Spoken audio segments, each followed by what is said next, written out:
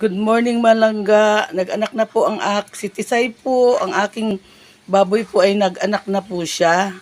10 po lahat ang kanyang inanak. Kaya ito po, tingnan yung mga pigi namin. Anak ni Tisay. Ang papa nila po ay, ano po siya, yung kabang. Ayan yung mga anak ni Tisay po. Kagabi po siya nanganak. Good job Tisay.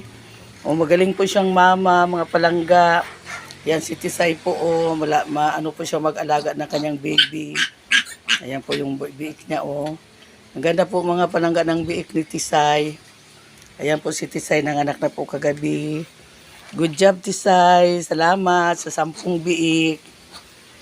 Mga palangga, kung may time, alaalaga tayo ng baboy. Ito si Tisay, nanganak na po ang aming si Tisay. Ito po ang kanyang mga biik. Ayan po. Kabang po ang anak ni Tisay.